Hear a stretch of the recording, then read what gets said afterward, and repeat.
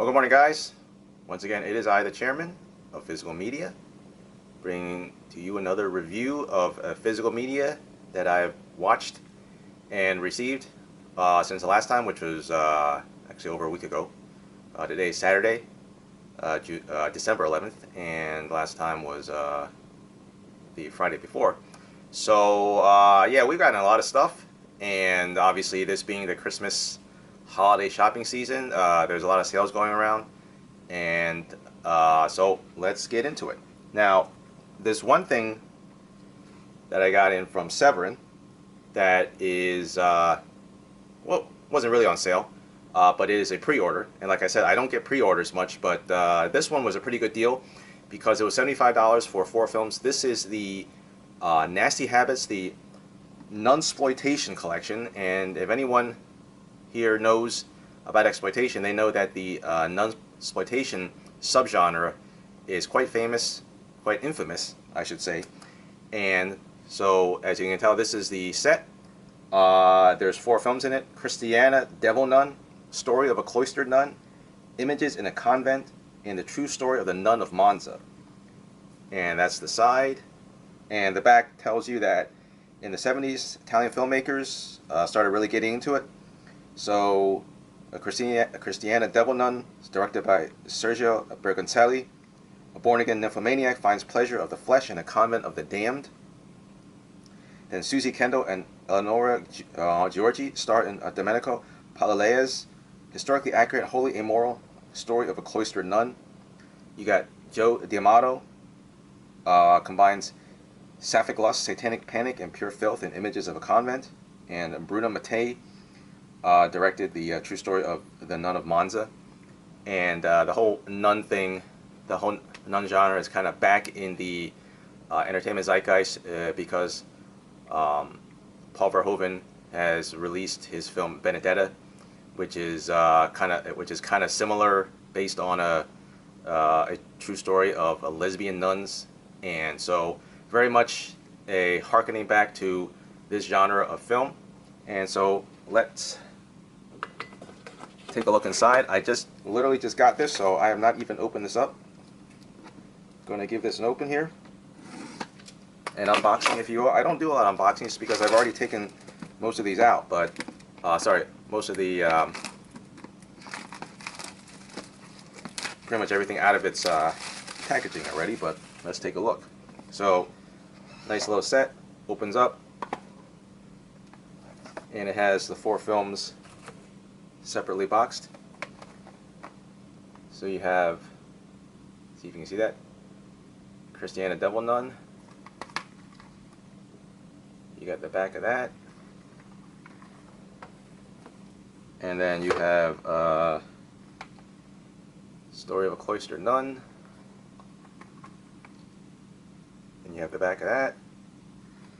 And oh, let me see this. So this is a I should mention, this is a 2K scan from the original negative. Christiana Devil Nun, doesn't say actually.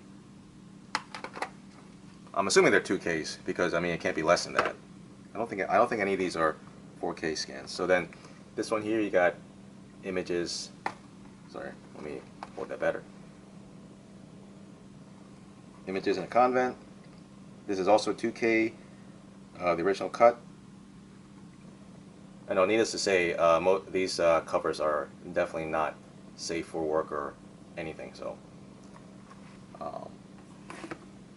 then you have The True Story of the Nun of Monza.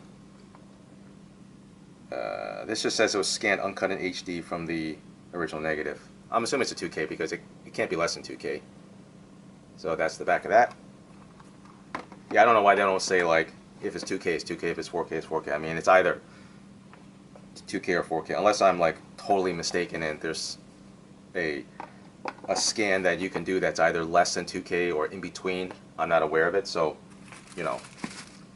Anyway, so then also from Severin, sorry, I got so much stuff here, I'm trying to find things, was this little gem, Bloody Moon, directed by Uncle Jess. Uncle Jess didn't do a lot of like straight up gory slasher films. I mean, yeah, he did. Yeah, he did them, but far less than in proportion to his other stuff. And so, like, if he did like bloodier stuff, they were usually um, like the sadist stuff, Marquis de Sade, that kind of stuff. Whereas this one is just a straight up slasher. It's like typical schoolgirls getting hacked and slashed, and you got incest, voyeurism, royal disco. I mean, it's Uncle Jess. What do you expect? But there's this apparently this infamous stone mill power saw sequence, which I don't know.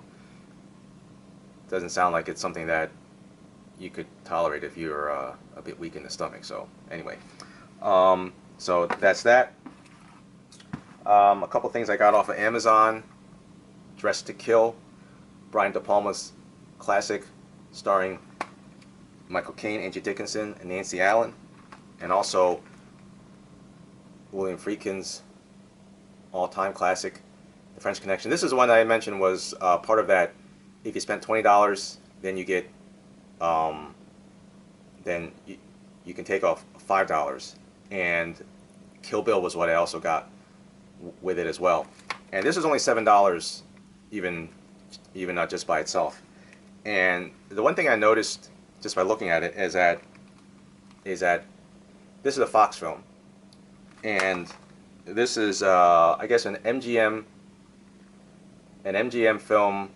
I guess it was MGM released theatrically, and now Fox is releasing it, or was releasing it on home video. And it kind of tells you that, it's probably unlikely, unfortunately, that these films aren't going to get a 4K release because their catalogs, they're in the catalog of 20th Century Fox Home Entertainment, which is now owned by Disney. And we know that Disney isn't putting out really anything from the Fox back catalog out on 4K. And even though these are both films that could definitely get one, in fact, obviously, French Connection being the great film that it is, probably does deserve one. William Friedkin's more than alive and well. He could definitely supervise that. In fact, he and the cinematographer Owen Roisman supervised the master of this one. I'm assuming it's a 2K master based on the fact that it came out 2011, I believe. But yeah, it's going to be really hard to get Fox to put any of these older films out.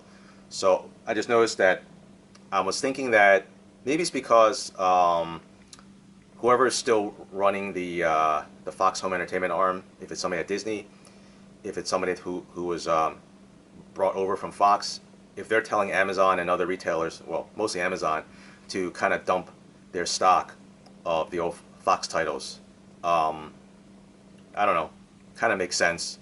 Probably explains why these films are going on sale from Fox, but I'm not seeing films from other studios going on sale at such low prices. So, it could be that, or I could just be imagining things. But I think there's a correlation. Anyway, so I had this on pre-order from a Disney movie club. This is Who Framed Roger Rabbit, now out on 4K. I do have the 25th anniversary Blu-ray, and when I watched it with my son, I just noticed that the Blu-ray looked really rough. Like, it just didn't look very good. Kind of bland looking in terms of colors, kind of washed out. Even the scenes that were just live action, that weren't a combo of live action and cell animation, look like they could definitely have been a lot sharper. I don't know if it was just the scan, if it was just that back then they weren't putting that effort into getting the scan and the mastering as good as they do now. But I have heard from Films at Home's review that this has been much improved. So I'm definitely looking forward to giving this a watch just to see how it compares to the Blu-ray. I'm really hoping that it does improve on the Blu-ray's quality, hopefully a lot, because I think the Blu-ray really suffers now, especially in comparison to what's being put out. Even in 1080p Blu-ray looks a lot better than what than what was presented on the Who Framed Roger Rabbit Blu-ray. So anyway, got that.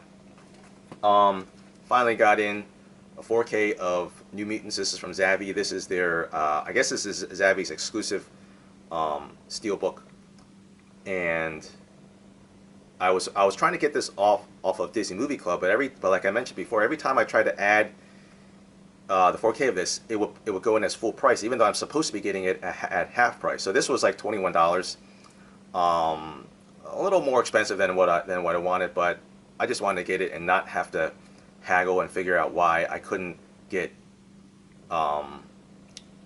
this film at about $17 at 50% off from Disney Movie Club. I just wasn't going to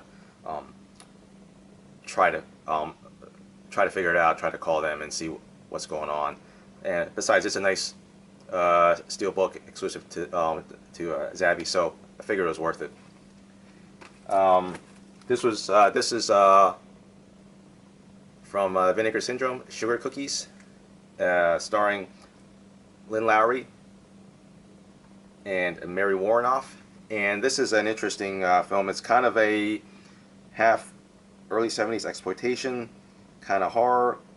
It kind of has a little bit of a porn aspect to it, because the main character is played by Lynn Lowry, and she's in the erotic film business. She actually plays two characters, so it's kind of got that Hitchcockian, Brian De Palma-esque aspect, where you have like the dual personalities.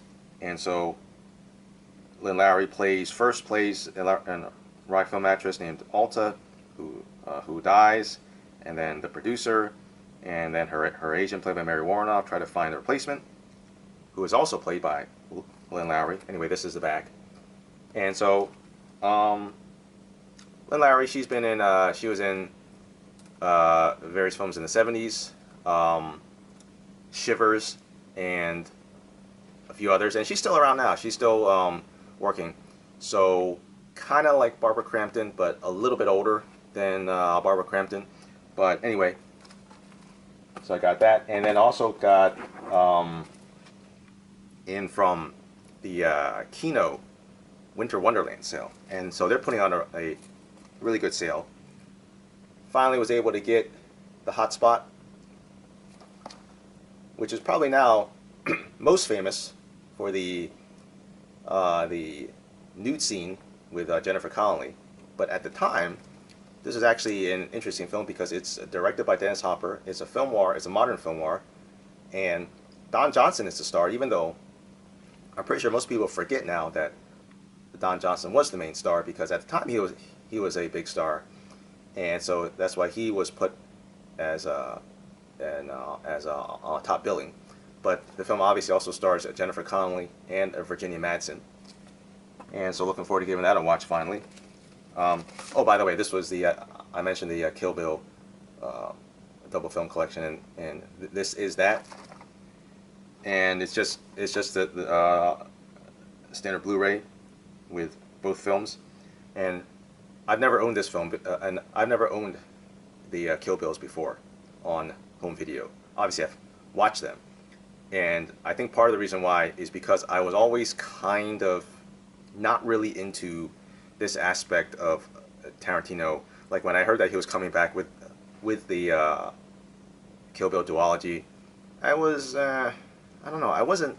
I guess if I was more into the genres that he was paying homages to, and I mean obviously I was really into martial arts, but also a lot of the Yakuza stuff I wasn't aware of as much that he was paying homage to in these films. So like Lady Snowblood and stuff like that. So I kind of wasn't feeling it as much. I mean, I like that he obviously, I love Tarantino, so any film of his I'm going to like, well, except for Hateful Eight and Django Unchained. But aside from those, I've liked his stuff, but some I've liked more than others. And even though Kill Bill does have a lot of love, 1 and 2, it kind of ranks a little bit lower for me just because I wasn't feeling what he was, you know, paying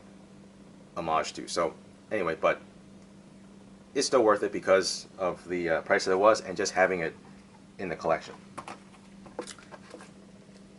And then also brand new from Kino, the 4K of Invasion of the Body Snatchers, and they're selling these for a decent price. It was like $17, $18, so it's not bad.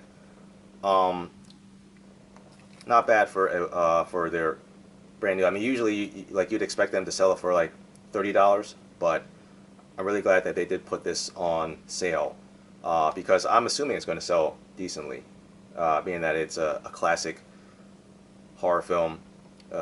Philip Kaufman directed. You got Donald Sutherland, Brooke Adams, Leonard Nimoy, Jeff Goldblum, Veronica Cartwright. Great cast. So yeah, definitely worth it. Also got Mad Max 1 on 4K. So glad to put that in the collection. And of course, you got to have Silence. I've never owned Silence on Blu-ray. I think I had it on DVD. Obviously, I've watched it a lot of times, but just never went in and got it on Blu-ray.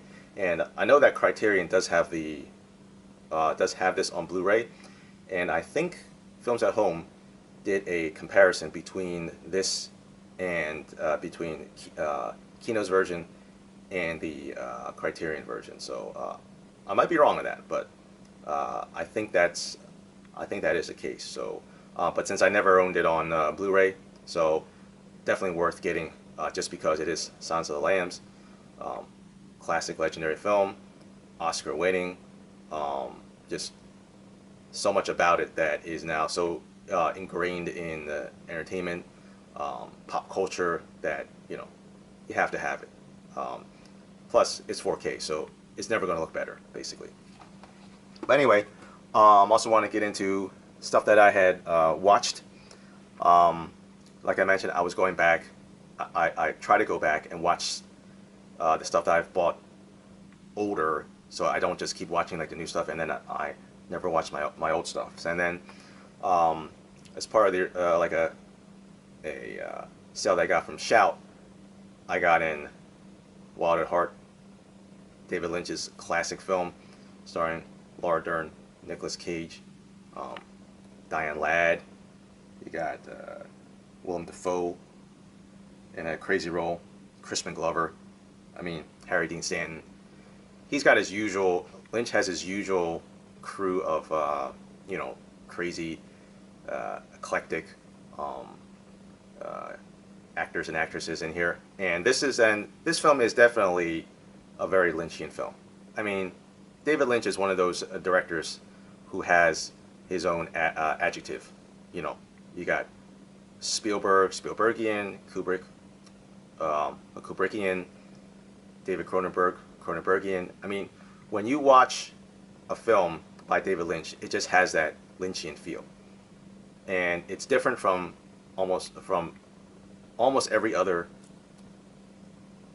director. And like I said, only a few directors have that clear signature, I guess, look and feel about it that it's just instantly identifiable with him. And the thing with Lynch is that you just kind of have to go with it in terms of watching his films. I mean, they're nuts, they're crazy. If you're just not able to get into it, I don't blame you, because it is a bit of a hard sell to kind of get someone into a David Lynch film, which is why he's never been the most commercial and accessible of directors. And even this film is not as crazy as other films. It's still pretty nuts because you just have Nicolas Cage just starting to show that like his crazy side. He's going nuts. He's playing Sailor, a Elvis impersonator, wearing a snakeskin jacket. You never really learn who exactly he is, but he's, I guess, kind of like a small-time crook type of guy. Works for this, has worked for various criminals, like this one guy, Santos, and who Santos knows uh, Laura Dern's character, Lula's mother's character. Sorry, I'm getting messed up here because uh, Laura Dern's real life mother, Diane Ladd, also plays her mother in the film. So, mother daughter playing mother daughter. But anyway, it's kind of ridiculous to even try to explain the plot, but it does make allusions to Wizard of Oz, even though it is not a direct reenactment of the Wizard of Oz story. I mean, Lula is Dorothy. Her mother is the Wicked Witch. But then I really don't know whom Sailor represents in the Wizard of Oz, even if he does represent anyone. But the idea that, but there are similar themes in that they are on a journey. She is trying to get away from home, trying to get away from the influence of her Wicked Witch mother. So there is stuff like that going on there. Like a couple times in which she's in a really bad spot, she will actually click her heels together and she's wearing red shoes. So Lynch is by no means subtle with his Wizard of Oz allusions. In fact, he's just laying on pretty thick. In fact, even at the end, when Nicolas Cage thinks that he wants to leave Lula because it's like years later. He just got out of jail. They had a son that he's never seen, and he wants to leave because he's afraid that he's just going to be bad news for her. He gets beaten up by these punks, and then while he's knocked out, he gets a visit from the Good Witch, who's played by Cheryl Lee, who is another David Lynch, stalwart. And so the Good Witch just tells him, "Hey, you got to go back to Lula. You can't leave her." So he wakes up, runs back, and finds her, and then that's how the movie ends. So how much more Lynchian can you get than that? But anyway, so like in terms of how the film looked, I mean, it was another one of those late '80s, early '90s films that was scanned probably in 2K. It doesn't say. It just says an HD master. 1080p HD master, I believe. Does it even say that? No, actually it doesn't. But anyway, I assume that it was. I mean, it didn't look bad. It didn't look great. It was just kind of what you would expect for a decent Blu-ray transfer and master. Hey guys, I just want to apologize for that abrupt cut, but it is now a couple of days later, and what happened was I think my camera ran out of recording time. Basically, it just stopped right in the middle of recording, and also I was kind of running really long, but I just got so much stuff in, it just took that much time to cover. Anyway, so it's a couple of days later, and I've gotten even more stuff in, so I just figured I'd add it to the end of this video, as well as continue with what I was going to say. And so what I was going to say is that I've been starting to watch through these Shout Select Blu-rays of the Veronica Lake and Alan Ladd series of films that they did in the 40s. These are these 3 films. They actually did 4 films. Saigon, which was their last film, but it's their least well-known, and I don't think that one is on Blu-ray from Shout, but these three are the most famous ones. This Gun for Hire, which I believe was the first one.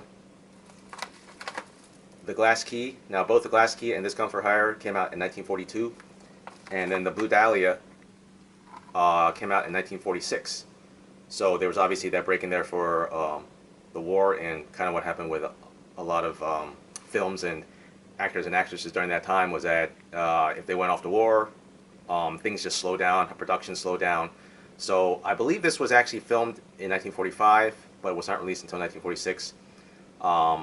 But it's weird because even by that time, Veronica Lake, who was like a huge star in the early 40s, was already starting to go downhill a little bit.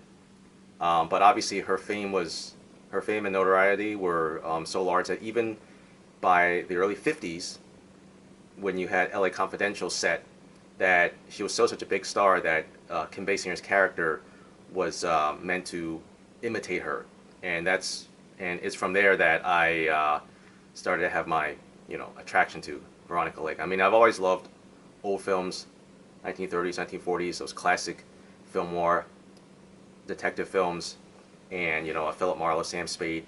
And so what's very interesting is that of these three films, their writing pedigree is amazing compared to what comes out nowadays.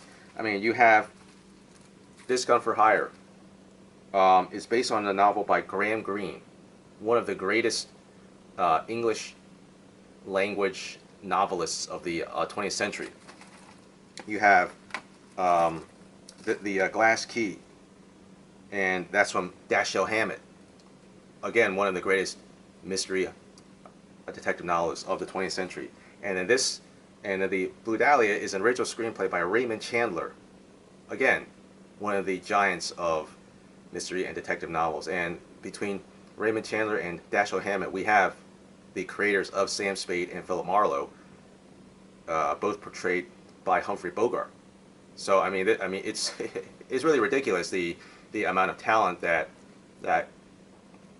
was either directly involved with writing films back then, or were the inspirations for those films. So it's just really mind-boggling, But anyway, so yeah, I actually watched the Blue Dahlia first because I did not realize that it was the third of these three films. But by then, obviously, the chemistry between Alan Ladd and Veronica Lake was already very well established. And it's kind of your typical mystery whodunit. Alan Ladd plays a Navy pilot who's just returned from the war. His wife's been fooling around. His wife actually, interestingly enough, is played by Doris Dowling. And I think she's supposed to be this lady on the cover, but that does not look like her at all. So I don't know who that is actually supposed to be. But Doris Dowling, I vaguely remembered from another film. It wasn't until I looked it up that I realized that it was in Bitter Rice, the Italian film starring Silvana Mangano from 1950. And she was playing a different character, obviously, and her hair was a little bit different. And so I didn't immediately recognize her, but she seemed very familiar. But anyway, so that was just an interesting, tidbit. So I'm definitely looking forward to watching through these two. Now, these are lower budgeted 1940s black and white films, so they're not going to be in the kind of pristine shape that some of the larger films that have since come out on home video, such as It's a Wonderful Life, or now we have Citizen Kane. They're rough, but it's to be expected. They're not. I don't even know if they were scans from the original camera negative. They could be just upreses from whatever scan they had previously for the DVDs. I mean, it doesn't really matter because you're not expecting massive clarity, massive contrast. The films even were shot very, very simply. Everything was very close in. They weren't very wide panoramic, very cinematically appealing shots. It was all small spaces, indoors. Maybe there was an outdoor set, but a lot of times it was like a rear projection backdrop or something like that. So yeah, you're not expecting anything great. So I'm not going in there looking to see anything great. I just want to experience these films. So anyway, that's that. Since then, like I said, I have received even more stuff. I got this. Finally got Logan's Run. Always been meaning to get Logan's Run. This is, I believe, a Zavvi exclusive steelbook. And so that's the front. That's the back. Zavvi has these series of steelbooks in which the art is kind of reminiscent of old tourism photos. So you've had that. I think they have one for Blade Runner. They have a few. A lot of them are out of stock, but you can still grab a couple that are still available. And Logan's Run was, and just so happened that I wanted to get Logan's Run. So anyway, so this is the inside, and they actually have a poster of the original theatrical one sheet. So you got that. It's actually surprising to realize that most people forget that Farrah Fawcett is in this film. But obviously, the main stars are Michael York and Jenny Agutter. So she plays a bit part and definitely looking forward to watching through this. Also, Zabby had a big sale on Arrow stuff, and just picked up a few things that a few films that had been on my list that I always been wanting to get. First thing is 12 Monkeys. Now this was a re-release of the Blu-ray that they had already put out for 12 Monkeys, and there's no change or improvement in the actual film content. It's just a new steelbook, and so it's a 1-disc set. That's the inside. Oh, that was this was back cover. They had a little card in here advertising their at the time upcoming Blu-ray of Sailor Suit and Machine Gun. The book is just has a couple essays. The Audacity of Hopelessness, 12 Monkeys, Grim Vision of the Future and the Present, from 2018, written by Nathan Rabin. Gilliam on Gilliam, 12 Monkeys, I guess, an interview with the director, Terry Gilliam. And just a little bit in the end here about the restoration. And it's presented in 1.5 to 1 stereo and 5.1 sound. The 35 millimeter camera negative was scanned in 4K. So it was scanned in 4K, but I'm guessing that either they chose not to release this in 4K at the time. I obviously have no idea if they are going to, but this does exist in 4K. It would look good in 4K. I think, just based on Gilliam's signature, very iconoclastic look and feel that he brings to all his films. I mean, I think it definitely deserves a 4K presentation, and I was surprised that when it did come out last year again, that it was just the Blu-ray again and not a 4K upgrade. I'm guessing it just wasn't available to be put on their schedule. You know, we've seen lots of delays and just lots of issues with trying to get 4Ks out, and Arrow are now on a pretty aggressive schedule of releasing films on 4K, so maybe this will come around in a couple years, who knows. But anyway, so that's 12 Monkeys. Also, I want to get 12 Monkeys because it's one of the more well-known films that was filmed in Philadelphia, which is the closest big city to me. And then so a few others. And so you have Massimino Dalmano's What Have They Done to Your Daughters? And this is kind of a sequel to his previous film, What Have They Done to Solange? So it's, you know, what have they done to X is the idea there. You got Killer Nun, which stars Anita Ekberg, directed by Giulio Barruti, and so just another in the in that genre of you know, bad nun, nunsploitation type films. But interesting enough, with a pretty big name in Anita Ekberg. Oh, it was far past her prime. I mean, she's not, you know, she's not intended to be the beauty of the film by any means. And then also another of the classic pre-Star Wars sci-fi films, The Andromeda Strain. And so The Andromeda Strain is actually based on a novel by Michael Crichton. Oh, wait a minute. Yes, a novel by Michael Crichton. And then so he had already written Westworld. No, I'm sorry, he did not write Westworld. This was before Westworld. And so this was directed by our man Robert Wise, who has directed both West Side Story and Star Trek The Motion Picture. And so this is a 4K scan, again, by Arrow. So yeah, definitely looking forward to giving this a watch. You have another Giallo, The Forbidden Photos of a Lady Above Suspicion, 2K restoration from the camera negative. And so this is starring Dagmar Lysander, Pier Paolo Capone, and directed by Luciano Ercoli. And then you have legendary Giallo director Sergio Martino's film, The Case of the Scorpion's Tail. And of course, it can't be a Giallo without references to an animal name and a body part. So this is a little bit more of a less overt slasher hacker, black glove killer Giallo.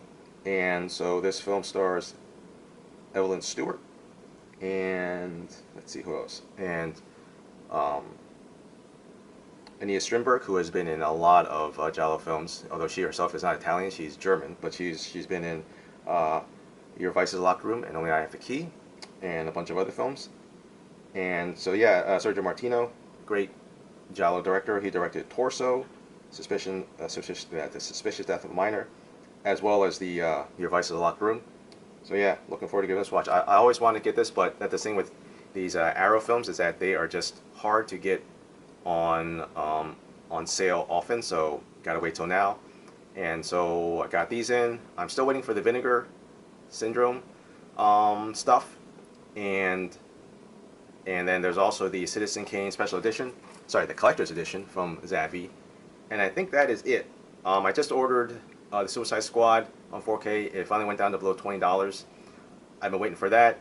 So yeah, I've got a lot of stuff here, but I think I'm pretty maxed out for much of next year in terms of watching. I'm really going to just try to only buy like new films that come out on 4K. I mean, we have the Eternals coming out, we have Doom coming out, we have obviously the films that have been coming out toward the end of this year, that are going to obviously eventually come out on 4K, such as Spider-Man and Venom. So those are the films that I'm probably those are probably the only films that I'm going to get. Even the stuff that's coming out on pre-order, like Touch of Evil from Kino, a lot of the stuff from Kino. I mean, honestly, I can wait for the later sales. I know they always have a mid-year sale, something in the summer.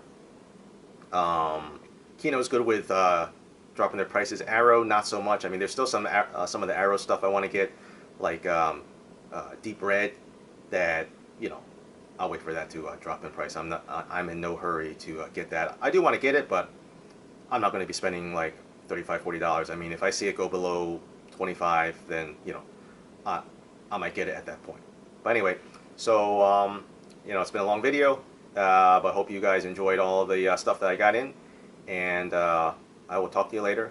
Until then, enjoy your physical media. Have a good one.